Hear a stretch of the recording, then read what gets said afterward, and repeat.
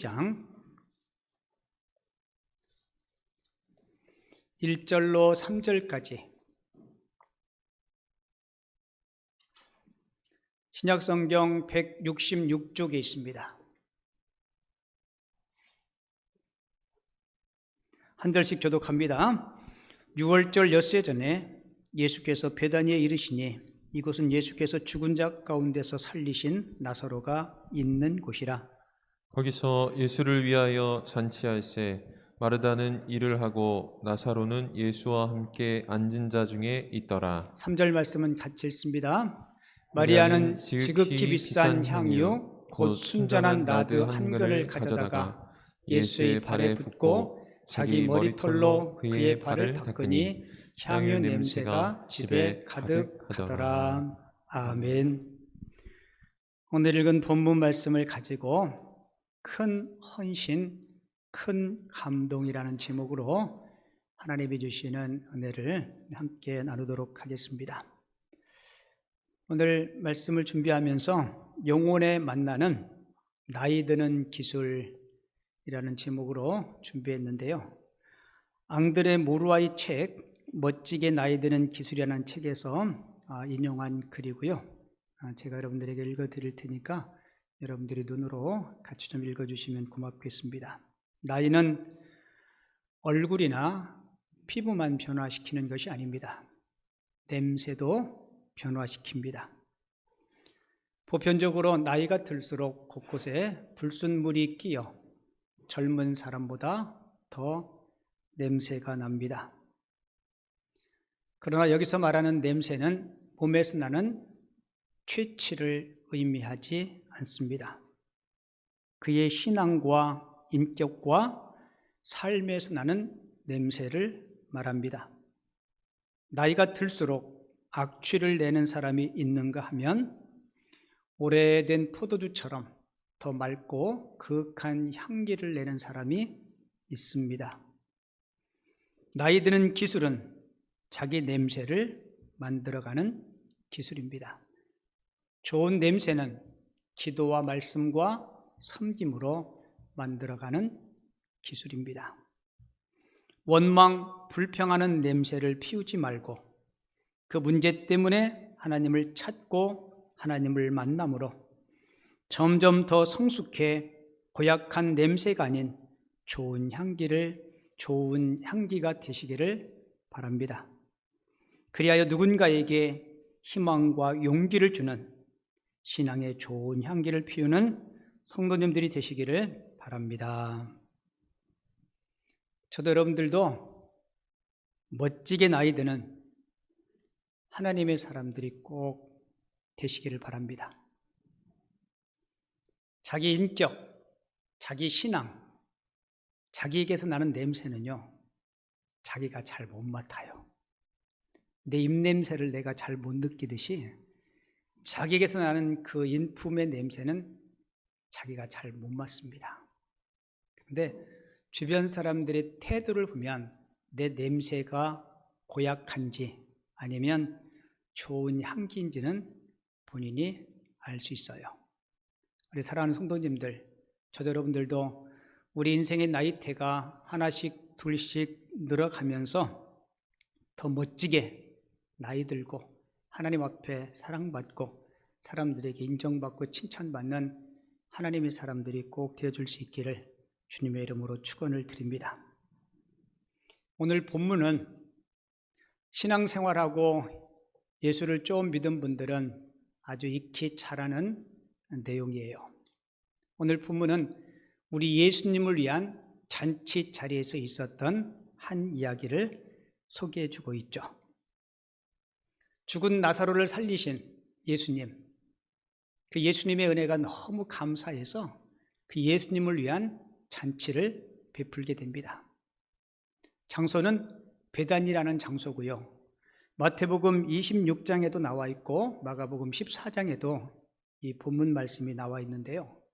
마태복음 26장에 보면 이 잔치를 준비한 자리가 문둥병, 나병을 앓다가 예수님으로부터 고침을 받은 시몬의 집이라 그렇게 소개하고 있어요. 우리는 흔히 문둥이 시몬이라고 그렇게 이야기를 하고 있는데요. 이 시몬이 누구일까? 왜 하필이면 죽은 나사로를 살리신 예수님을 위해서 잔치를 베풀 때 왜 시몬의 집에서 이 잔치를 베풀었을까? 그 많은 신학자들은 이 시몬이 어쩌면 마르다의 남편이 아닐까 이렇게 추측하는 신학자도 있고요. 그리고 어떤 신학자는 마리아, 마르다 그리고 나사로의 아버지가 이 시몬이 아닐까라는 견해도 있습니다. 근데 남편이 되었던 세 사람의 아버지가 되었던 중요한 것은 죽은 나사로를 살리신 그 예수님 은혜에 감사해서 잔치를 배설했고 이 잔치에 마리아가 향유를 들고 와서 예수님의 발에 붓고 머리털로 예수님을 씻었고 그랬더니 온 집에 향유 냄새가 가득했었다. 여러분, 예수님은 이 사건을 통해서 진정한 헌신의 모습, 그리고 진정한 감사, 그리고 진정한 섬김의 모습이 어떠한가를 우리들에게 잘 보여주고 있습니다. 뒤에 설명드리겠지만 이때 마리아가 드린 이 향유, 지금으로 이야기하면 값비싼 향수겠죠. 이 향유의 값이 어쩌면 마리아에게 있어서 전 재산과 같은 그런 큰 값나가는 만큼의 값어치 있는 향수였어요. 그러니까 자신의 가진 모든 것을 다 드린 거죠. 고개 들고 접으세요. 지금은 잘 때가 아니고 깰 때예요.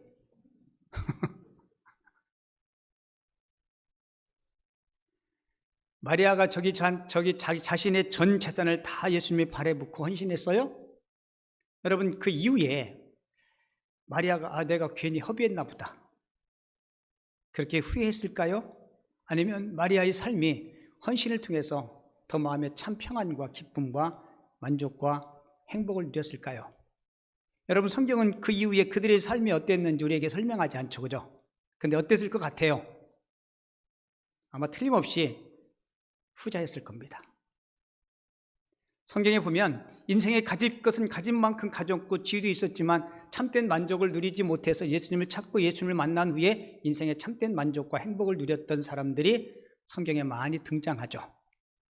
세상적으로 보면 지난주에 말씀드렸듯이 삭개오는 예수님 만나서 토색한 것 4배를 갚고 가진 재산을 처분해서 반을 가난한 자에게 주겠다. 그러니까 엄청난 재산 손실이 있었어요. 왜 그랬을까요? 삭개오는 돈을 보람있게 값지게 쓰면 돈으로 살 수 없는 것들을 얻는다는 사실을 깨달은 거죠. 그래서 삭개오는 예수 만난 후에 예수 그리스도 행복의 시작, 예수 그리스도 행복의 전복, 아마 그렇게 잠꼬대처럼 늘 하면서 행복을 누리면서 살았을 거예요. 여러분, 이 사건은 마태도 마가도 요한도 사복음서에서 신문으로 이야기하자면 제1면 기사에 대서특필하면서 이 기사를 우리들에게 소개하고 있습니다. 성경의 기자들이 왜 이 이야기를 삼복음서에서 전할까? 그 이유는 후대에 진정한 헌신의 삶은 이런 모습이어야 된다라고 우리에게 보여주고 가르치기 위해서 이 사건을 기록한 거고요. 그리고 우리가 주님 앞에 헌신할 때 이렇게 헌신해야 된다라고 예수님께서 가르쳐 주시기 위해서 이 이야기, 이 사건을 사복음서 기자들이 기록하고 있어요.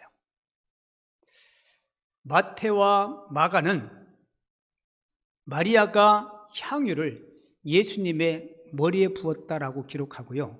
아까 우리 요한복음 읽었는데 요한은 마리아가 향유를 어디다 붓다 그래요? 발에 붓다라고 이야기하죠. 가끔 성경을 읽던 분들이 목사님 왜 성경이 틀려요? 그 뭐가 틀려요? 그랬더니 왜 마태는 마가는 머리에 붓다 그랬는데 요한은 마리아가 발에 붓다 그래요? 그럼 제가 농담으로 이렇게 이야기해요. 그때 그 자리에 내가 없어서 잘 모르겠다. 농담으로 그렇게 이야기하는데 여러분, 성경을 보면 이런 부분들이 많아요. 그죠? 심지어 가룟 유다가 죽은 부분도 목매어 죽었다. 사도행전은 뭐라 얘기해요? 배가 터져서 창자가 흘러나왔다. 그렇게 이야기해요. 그러면 가룟 유다가 두 사람인가? 아니요. 그거는 보는 시간, 보는 시점에 좀 다르기 때문에 그래요. 그래서 많은 성경학자들은 마태, 마가, 요한이 향유를 부은 그 모습은 사실은 이 마리아가 예수님을 향유에 머리부터 붓기 시작해서 온몸에 예수님이 장례를 위해서 바르기 시작해서 결국은 어디까지 내려와요? 발까지 내려왔는데, 요한은 마리아의 헌신을 강조하기 위해서 사람들이 가장 천하게 여기는 그 발을 주목했다라고 해석합니다. 아마 그 말이 맞을 거예요. 그런데 중요한 것은 머리에 부었든 발에 부었든 한 가지 공통점은 한 방울도 아낌없이 남김없이 다 깨트려 부어뜨렸다는 겁니다. 이게 마리아가 주님을 위해서 헌신하는 그의 열정을 볼 수 있어요. 여러분, 신앙생활하는 저와 여러분들, 우리들이 주님을 위한 헌신과 열정은 우리 세대, 우리 신앙의 선배들보다는 솔직히 많이 사그러들었어요. 많은 현대 기독교인들이 부담 없이 편하게 신앙생활하고 교회 다니고 싶어 합니다. 그러니까 엄청 큰 초대형 교회, 내가 가도 왔는지 안 왔는지 별 간섭도 안 받고, 큰 대형 교회 가면 성가대원들이 100명, 150명 되는데 오케스트라와 함께 그 찬양을 들으면 얼마나 웅장하고 좋아요. 가서 1시간 동안 마음의 위로받고, 큰 어떤 헌금이라든지 어떤 헌신이라든지 봉사라든지 이런 큰 부담 없이 이렇게 신앙생활 하려고 하는 분들이 점점 늘어나고 있어요. 여러분, 하나님을 섬기고 예배하는 성도의 올바른 태도는 아닙니다. 그렇게 믿음 생활하고 그렇게 신앙생활하면 내 신앙의 인격이, 믿음이 절대로 예수님께서 원하시는 성숙한 만큼 자랄 수가 없어요. 우리가 결혼을 해서 아이들을 낳고 키워보면서 그런 수고와 그런 어려움과 때로는 자녀들 때문에 무릎 꿇고 기도했던 그런 과정들을 통해서 우리가 뭐가 돼요? 부모가 되고 어른이 되어 가는 거예요. 근데 점점 교회 내에서 헌신자들을 찾기가 어려워요. 서울 저기 강남에 요즘은 코로나 때문에 중식을 안는데 그 교회도 중식 봉사자들을 이렇게 정해놓고 돌아가면서 하는데, 어느 교회 집사님이 큰 회사 사장님 사모님이었는지 자기 중식 차례가 됐는데 손에 물 묻히기 싫으니까 파출부를 사서 보냈답니다.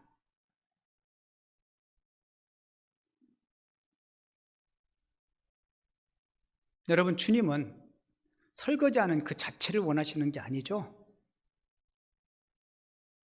주님은 내 마음을 드리라는 거예요. 내 몸을 드리고 내 시간을 드리라는 거예요. 여러분, 마리아의 헌신의 열정은 자신에 있는 모든 것을 다 깨쳐 주님 앞에 드렸습니다. 저도 여러분들도 신앙생활 할 때 주님께서 원하시는 그 거룩한 부담들을 내가 안 지려고 하지 마세요. 여러분, 거룩한 부담은 지셔야 됩니다.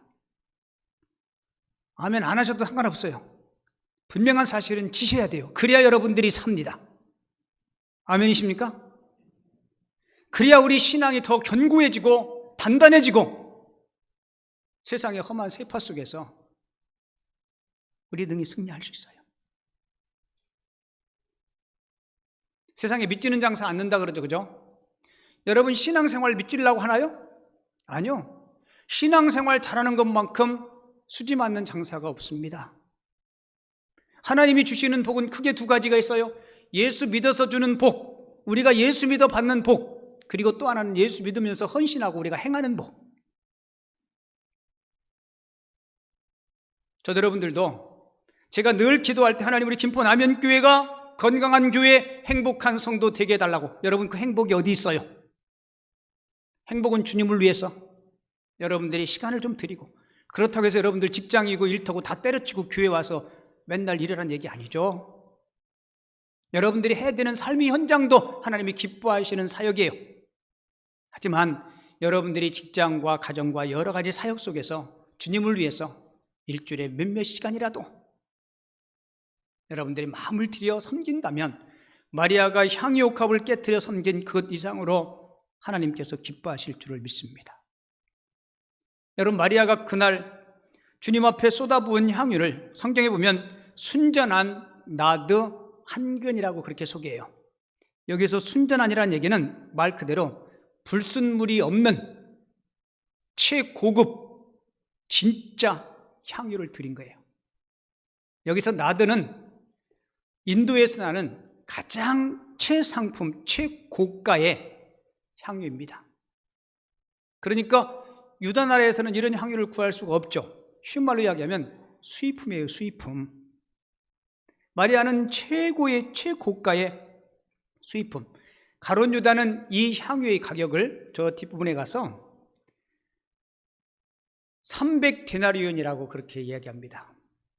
300데나리온은 요즘 말로 치면 한 데나리온이 도시 노동자의 하루 품삯이에요.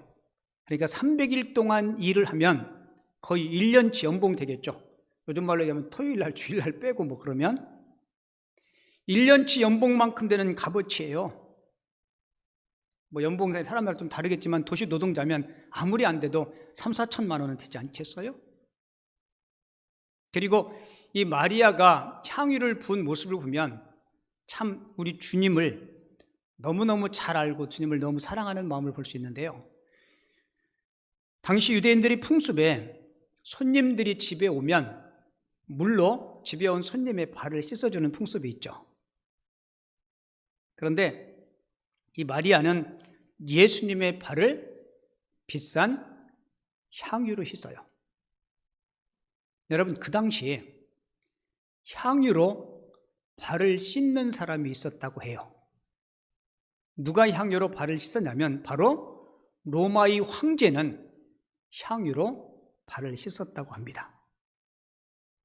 그러니까 마리아는 비싼 향유 옥합을 깨뜨려 예수님의 발을 씻는 이 행위는 예수님을 누구로 인정한 거예요? 예수님을 만왕의 왕으로 인정하며 자신의 향유를 예수님 앞에 드린 겁니다. 주변의 제자들 가룟 유다를 위시해서 왜 그 비싼 고가를 팔아서 가난한 자들에게 나누어 주지 왜 그것을 허비하느냐? 여러분, 마리아는 주님이 앞으로 오늘 본문에 보면 엿새 후에 그렇게 시작하죠. 앞으로 6일 뒤에 십자가에서 죽으신다는 그 사실을 마리아는 기억하면서 십자가에서 나의 죄를 구원하시고 나를 하나님의 자녀 삼아주신 그 아낌없는 하나님의 헌신을 기대하면서 자신의 최고의 가진 전부를 주님 앞에 드린 거예요. 그리고 이 마리아의 헌신은 어떤 망설임이나 주저함이 없었습니다. 그리고 그는 헌신하며 계산하지 않았어요. 혹시 내가 손해보지 않을까? 저도 여러분들도 주님을 위해서 어떤 일을 하실 때 내 놀 거 다 놀고 내 할 거 다 하고 내 챙길 거 다 챙기고 여러분 그런 마음 가지고 주님을 위해서 일하는 태도는 옳지 않습니다. 저도 여러분들도 마리아의 헌신의 열정을 좀 배우고 그렇게 주님을 위해서 손과 발의 역할을 감당할 수 있는 하나님의 사람들이 꼭 되시기 바랍니다. 영혼을 위한 닭고기 수프라는 책이 있어요. 그 책에 이런 이야기가 있는데요. 미국의 어느 대학 교수가 볼티모어의 한 빈민가에서 청소년 200명을 만나서 이 빈민가에 살고 있는 청소년 200명이 앞으로 미래가 어떻게 될 것인가, 이 미래에 대한 평가서를 작성해라는 요청을 받고 200명의 빈민가의 청소년들을 만나게 됩니다. 그리고 평가서를 작성해요. 그 작성의 내용은 이렇습니다. 이 아이들에게는 미래가 없다. 너무 가난해서 기회를 얻지 못할 것이기 때문이다. 그리고 세월이 흘러 25년이라는 세월이 지납니다. 그리고 어떤 사회학자가 이 연구조사를 우연히 접하게 돼요. 그리고는 정말 25년 전에 빈민가의 아이들이 어떻게 됐을까 하고 역추적하면서 그들을 조사하는데요. 조사 결과 놀라운 내용을 발견하게 됩니다. 25년 뒤에 세상을 떠났거나 그 지역을 이사한 사람을 빼놓고 180명 가운데 176명이 변호사, 의사, 사업가 등 성공한 삶을 살고 있었다는 거예요. 25년 전에 학자는 평가하기를 이 아이들은 미래가 없다.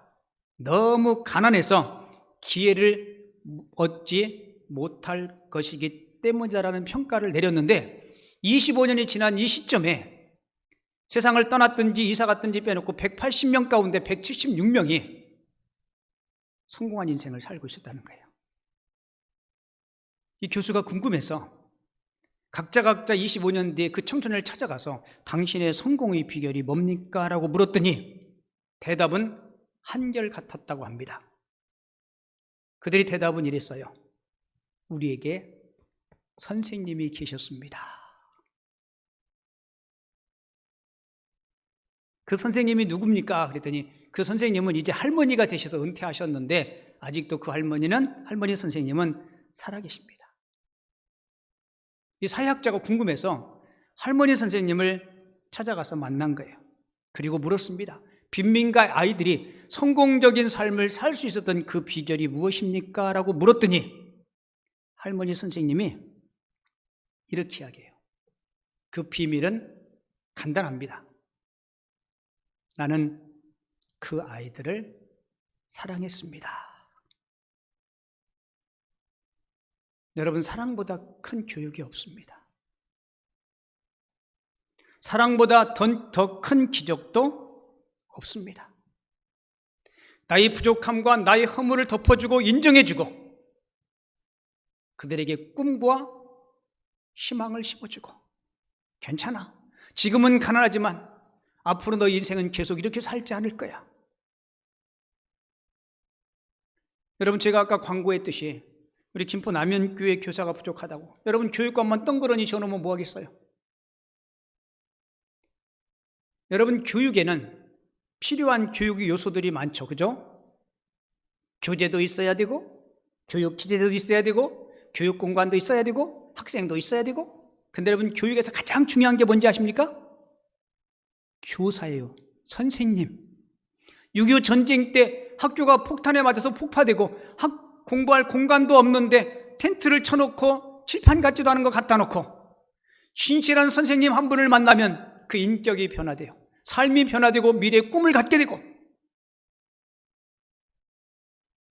여러분들이 성경 지식이 좀 부족해도 괜찮아요. 하지만 내가 영혼을 사랑하고 미래의 다음 세대들을 아끼고 여러분 이런 사랑의 열정만 있으면 이 할머니 선생님 사랑의 마음으로 아이들을 키웠던 것 같이 저와 여러분들도 우리 다음 세대들을 사랑으로 품고 마리아처럼 주님을 위해서 어떠한 일이든지 헌신하고 봉사하고 참여할 수 있는 하나님의 사람들이 꼭 되시기 바랍니다. 저는 김포 남현교회가 일하고 싶어서 줄 서는 교회가 됐으면 좋겠어요. 1부, 2부에 똑같이 다들 입들 다물고 있는데 괜찮아요. 여러분, 마리아가 향유병을 주님이 발에 붓고 자기 머리털로 주님이 발을 씻을 때 두 가지 모습을 볼 수 있는데요. 하나는 온 집에 향기가 가득했다는 겁니다. 그러니까 예수님 앞에 헌신함으로 예수님 자신만 만족한 게 아니고 그 공간 안에 있던 많은 사람들이 뭐 한 거예요? 다 만족했어요. 너무 좋아. 그리고 또 하나 가지는 우리 예수님께서 너무너무 만족하셨다는 거예요. 여러분, 공동체가 나의 헌신 때문에 기뻐하고 좋은 향을 맡고 예수님이 만족하시면 여러분, 그러면 족한 거 아니에요? 우리는 솔직히 주님보다 세상 일에 너무 마음과 열정을 뺏겨요. 우리는 입술로는 먼저 그 나라와 그 일을 구한다고 이야기하지만 과연 얼마나 여러분들의 삶에 주님을 위해서 삶의 우선순위를 두고 있는지 우리 자신을 한번 점검해 봤으면 좋겠어요. 아멘. 여러분들이 아니까 제가 다 하는 거예요. 그냥 북치고 장구치고 다 하는 거예요. 내가 주를 위해서 1시간, 2시간, 일주일에 정해진 시간을 드리면 주님은 30배, 60배, 100배로 여러분들이 시간을 축복하실 줄을 믿습니다. 여러분, 그게 신앙의 원리예요. 마리아가 옥합을 깨트릴 때 가룟 유다를 의시해서 제자들이 시기하죠. 왜 그것을 허비하느냐? 가룟 유다는 항상 셈이 빨랐던 사람이에요. 어느 목사님이 농담으로 그런 얘기 하더라고요. 가룟 유다는 돈만 알았지 그는 수학도 국어도 잘 못했다고. 그걸 어떻게 알아요? 그랬더니 그가 수학을 잘했으면 자기 분수를 알았을 텐데. 뭔지 모르는 사람은 웃는 사람한테 물어보십시오. 그는 국어도 잘 못했대. 왜냐하면 주제 파악도 잘 못했다고. 성경은 유다를 일컬어서 도둑질하려고 그랬다라고 얘기해요. 여러분, 예수님은 가룟 유다의 심장, 그의 마음, 생각, 그의 창자까지 다 꿰뚫어 보고 계셨어요. 이해득실 따지는 데는 빨랐지만 영적인 가치를 헤아리는 일에는 전혀 무지했다는 거예요. 저도 여러분들도 영적인 가치를 좀 깨닫고 그 일을 위해서 여러분들의 시간, 여러분들의 은사, 여러분들의 가진 것들을 좀 아낌없이 좀 투자할 수 있는 그런 성숙한 하나님의 사람들이 꼭 되시기 바랍니다. 여러분, 예수님은 생전에 내가 인류의 죄를 위해서 십자가를 질 거다, 그 이야기를 누누이 해요. 그런데 예수님의 그 말씀을 귀에 담아준 제자들은 없었습니다. 그런데 어떻게 마리아는 예수님의 발에 향유를 부을 때 예수님은 뭐라고 얘기해요? 그냥 내비두라. 나의 장례를 위해서 마리아가 지금 이 일을 하는 것이다 라고 이야기해요. 예수님께서 그렇게 말씀하셨으면 마리아는 분명히 예수님의 그 말씀을 마음판에 두고 있었다는 거예요.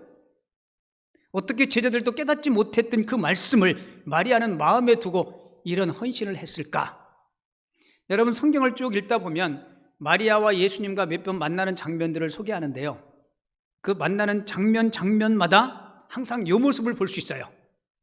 마리아는 늘 예수님 말씀하실 때 어디에 앉아 있어요? 예수님 팔찌에. 그래서 예수님 가장 가까이에서 예수님이 입에서 나오는 그 말을 하나도 놓치지 않으려고 경청했던, 예수님이 음성에 귀를 기울였던 마리아의 모습을 우리는 복음서를 통해서 보게 되죠. 그러니까 마리아는 예수님의 말씀대로 내가 인류의 죄를 위해서 십자가에 질 것이다, 그것을 마음에 둔 거예요. 그리고 6월절 십자가를 지실 6일 전에 이제 때가 됐다, 그러면서 이런 결단의 헌신을 하게 된 거죠. 자, 여러분, 3천만 원이 넘는 순전한 나드 한 근을 마리아가 일시불로 확 사지는 못했을 거예요. 아마 제 생각에는 예수님께서 그 말씀을 하셨던, 예수님의 공생의 기간이 3년 전이니까요, 예수님부터 그 말씀을 처음 들었을 때부터 마리아는 조금씩 그 향유를 모으고 준비했을 거예요. 그러니까 마리아의 헌신은 즉흥적인 헌신이 아니라 말씀을 듣고 조금씩 준비한 아름다운 헌신이었다는 겁니다. 여러분, 하나님은 크고 웅장한 것도 하나님께서 원하시고 기뻐하실지 모르지만 나의 작은 정성, 마음이 담겨있는 그 정성을 하나님께서 기뻐하십니다. 그리고 한 가지 마지막으로 주님을 위한 헌신도 아무 때나 할 수 있는 게 아닙니다.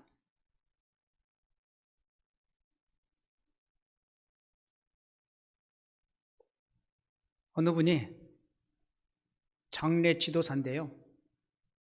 돌아가신 분 염하는 분이에요. 그분이 교회를 안 다녀요. 신앙이 없어요. 근데 그분이 하는 말씀이 염을 하려고 보관한 시신 쭉 꺼내가지고 눕혀놓고서 얼굴을 보면 이 사람이 천국 갔는지 지옥 갔는지 자기가 알 수 있대. 그걸 어떻게 알아요? 그랬더니 얼굴이 환하게 밝은 사람은 천국 갔고 시커먼 사람은 지옥 갔대. 자기 예수도 안 믿는데 어떻게 하냐 그랬더니 저승사자가 와서 지옥으로 끌어가려면 안 가려고 그냥 발버둥을 친대. 근데 천군 천사가 와서 그 밝은 천국으로 인도하면 이 세상의 모든 질고를 내려놓으니까 얼마나 얼굴이 밝겠어요. 그분이 하는 말이 뭔지 알아요? 자기도 이제 앞으로 언젠가는 꼭 예수 믿을 거래. 근데 지금은 바빠서 못 믿고 죽을 때쯤 믿을 거래. 여러분, 예수를 믿고 안 믿고도 내가 정하는 게 아닙니다. 성경은 뭐라고 얘기해요? 보라, 지금은 은혜 받을 만한 때요. 지금은 구원의 날이로다. 언제 해야 돼요? 같이 봐요. 지금 시방. 지금 시방해야 돼요. 그런 일은 없겠지만 여러분 예배당 문 앞에 나가서 집에 가다가 무슨 일 당할지 그걸 어떻게 알아요? 세월호가 뒤집힐 걸 누가 어떻게 알아요? 하늘을 잘 날고 있는 비행기가 갑자기 떨어질 줄 어떻게 알아요? 도로에 운전 잘하고 있는데 냅다 큰 타고 와서 들이받을 줄 누가 어떻게 알아요? 여러분 내 인생 내 거 아닙니다. 하나님께서 선물로 주셔야 내게 되는 거예요. 여러분들에게 주어진 주님을 위한 헌신의 때도 헌신의 삶도 언제나 아무 때나 내가 하고 싶을 때 할 수 있는 게 아닙니다. 언제 하셔야 돼요? 지금 희망하셔야 돼요. 지금이 지나면 못할 수도 있어요. 지금이 지나서 못하면 우리 마음속에 가슴을 치면서 그때 해야 됐는데 후회하게 될 거예요. 이 마리아의 헌신이 얼마나 아름다웠든지 얼마나 주님께서 감동을 받았든지 예수님께서 이렇게 이야기해요. 이 복음이 전파되는 곳에는 이 여인이 행한 이 헌신도 전파되게 하라라고 당부합니다. 그러니까 2000년의 세월이 지난 지금 우리가 이 여인의 헌신의 이야기를 듣고 있는 거예요. 2000년의 시공을 초월해서 이 여인의 아름다운 헌신이 전해지고 있는 것입니다. 왜 예수님께서 이 여인의 헌신을 이렇게 강하게 강조할까요? 그 헌신의 모습을 본받으라.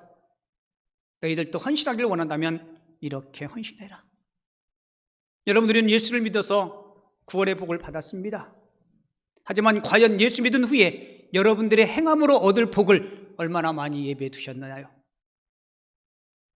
사랑하는 성도 여러분, 우리 단 한 번뿐인 일생을 살아가면서 주님 앞에 섰을 때 주님, 제가 예수님 믿고 예수 믿은 후에 주님을 위해서 이런 아름다운 헌신의 열매를 드렸습니다 라고 주님 앞에 담대히 고백할 수 있는 그런 아름다운 믿음의 삶을 살아갈 수 있는 헌신된 하나님의 사람들이 다 되어줄 수 있기를 주님의 이름으로 축원을 드립니다.